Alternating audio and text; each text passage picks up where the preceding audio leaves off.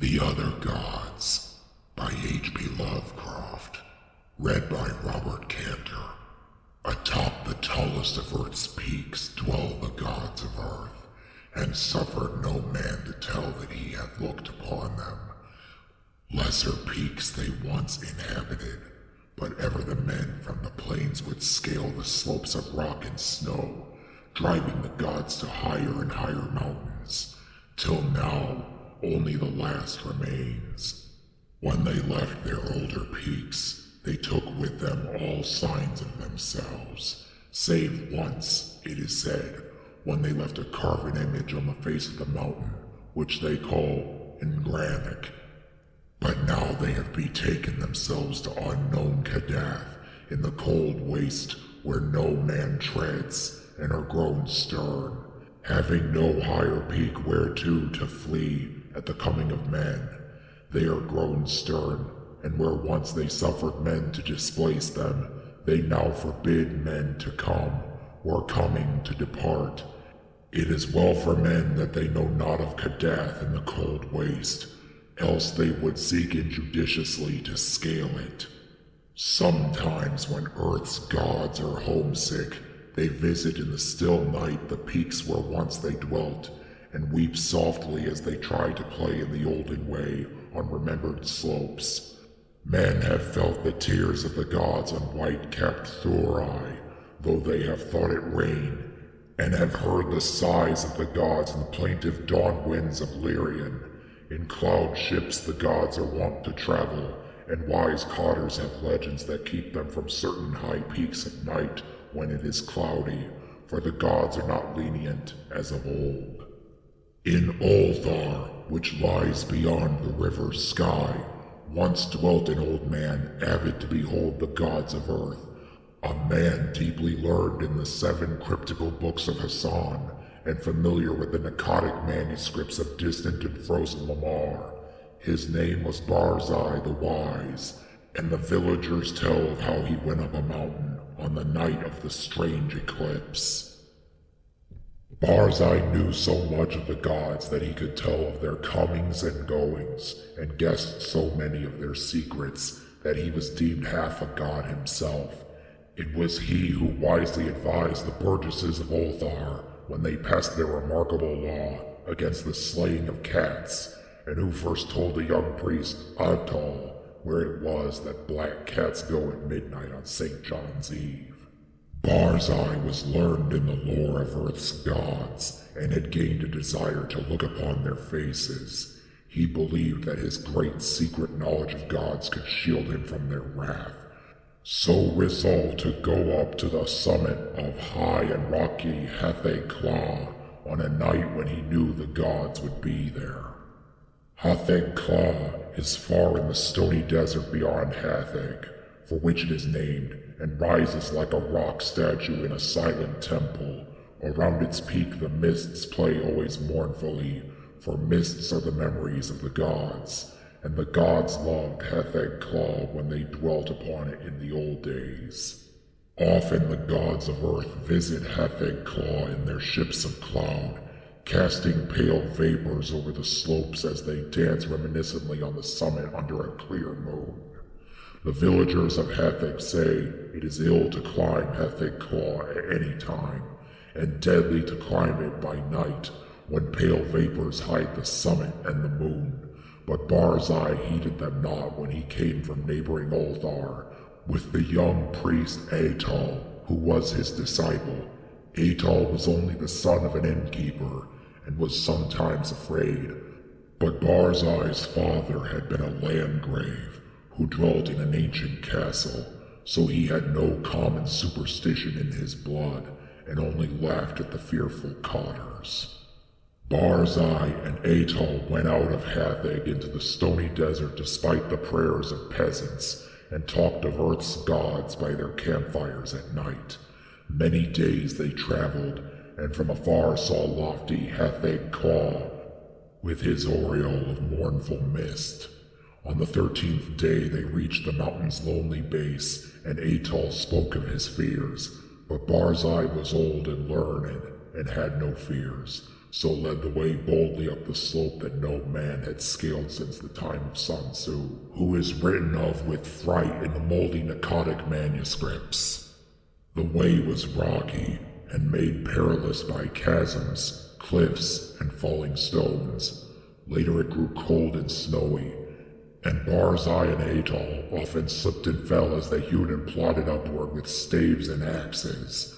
Finally, the air grew thin, and the sky changed color, and the climbers found it hard to breathe, but still they toiled up and up, marveling at the strangeness of the scene and thrilling at the thought of what would happen on the summit when the moon was out and the pale vapors spread around.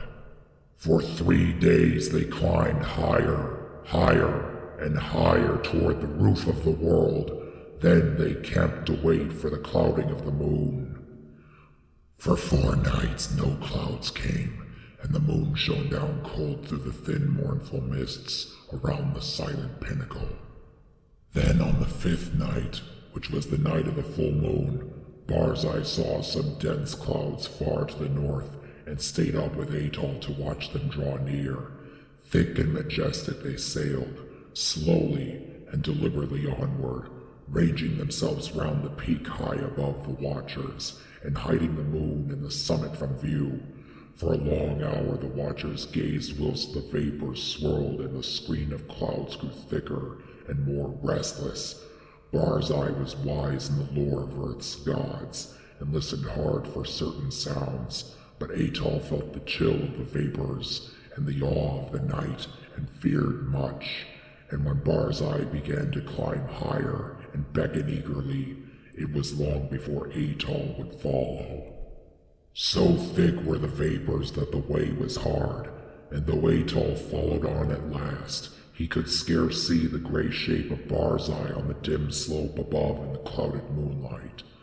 Barzai forged very far ahead, and seemed despite his age to climb more easily than Atoll, fearing not the steepness that began to grow too great for any save a strong and dauntless man, nor pausing at wide black chasms that Atoll scarce could leap, and so they went up wildly over rocks and gulfs, slipping and stumbling, and sometimes awed at the vastness and horrible silence of bleak ice pinnacles and mute granite steeps. Very suddenly, Barzai went out of Atoll's sight, scaling a hideous cliff that seemed to bulge outward and block the path for any climber not inspired of Earth's gods. Atoll was far below, and planning what he should do when he reached the place, when curiously he noticed that the light had grown strong, as if the cloudless peak and moonlit meeting place of the gods were very near, and as he scrambled on toward the bulging cliff and litten sky, he felt fears more shocking than any he had known before. Then, through the high mists, he heard the voice of unseen Barzai shouting wildly in delight. "I have heard the gods! I have heard Earth's gods singing in revelry on Hetheg Claw. The voices of Earth's gods are known to Barzai the prophet. The mists are thin and the moon is bright, and I shall see the gods dancing wildly on Hetheg Claw that they loved in youth. The wisdom of Barzai hath made him greater than Earth's gods, and against his will their spells and barriers are as naught. Barzai will behold the gods, the proud gods, the secret gods, the gods of Earth who spurn the sight of men." Atoll could not hear the voices Barzai heard, but he was now close to the bulging cliff and scanning it for footholds. Then he heard Barzai's voice grow shriller and louder. "The mists are very thin, and the moon casts shadows on the slope. The voices of Earth's gods are high and wild, and they fear the coming of Barzai the Wise, who is greater than they. The moon's light flickers as Earth's gods dance against it. I shall see the dancing forms of the gods that leap and howl in the moonlight. The light is dimmer, and the gods are afraid." Whilst Barzai was shouting these things, Atoll felt a spectral change in the air, as if the laws of Earth were bowing to greater laws. for though the way was steeper than ever, the upward path was now grown fearsomely easy, and the bulging cliff proved scarce an obstacle when he reached it, and slid perilously up its convex face. The light of the moon had strangely failed, and as Atoll plunged upward through the mists, he heard Barzai the Wise shrieking in the shadows. "The moon is dark, and the gods dance in the night. There is terror in the sky, for upon the moon has sunk an eclipse foretold in no books of men or of Earth's gods. There is unknown magic on Hetheg Claw, for the screams of the frightened gods have turned to laughter, and the slopes of ice shoot up endlessly into the black heavens whither I am plunging.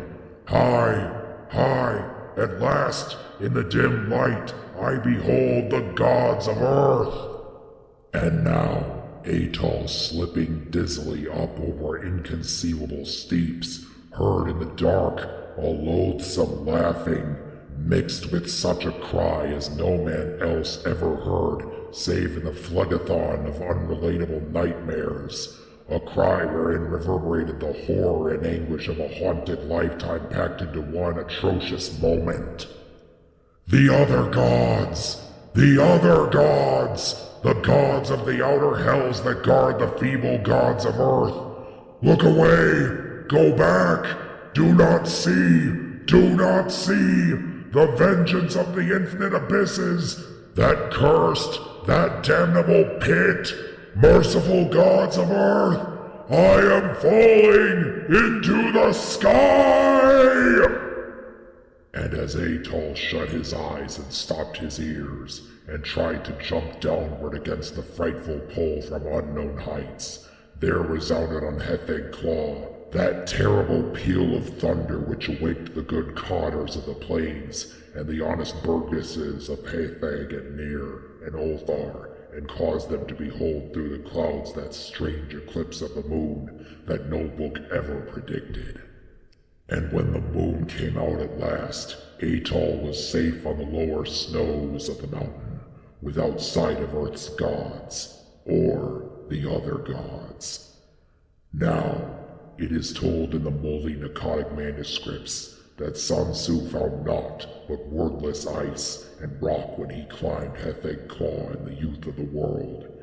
Yet when the men of Ulthar and Nir and Hetheg crushed their fears and scaled that haunted steep by day in search of Barzai the Wise, they found graven in the naked stone of the summit a curious encyclopean symbol 50 cubits wide, as if the rock had been riven by some titanic chisel, and the symbol was like to one that learned men have discerned in those frightful parts of the Akkadic manuscripts which are too ancient to be read. This they found. Barzai the Wise they never found, nor could the holy priest Atoll ever be persuaded to pray for his soul's repose. Moreover, to this day, the people of Ulthar and Nir and Hetheg fear eclipses, and pray by night when pale vapors hide the mountaintop and the moon, and above the mists of Hetheg Claw, Earth's gods sometimes dance reminiscently, for they know they are safe, and love to come from unknown Kadath in ships of cloud and play in the olden way, as they did when Earth was new and men not given to the climbing of inaccessible places.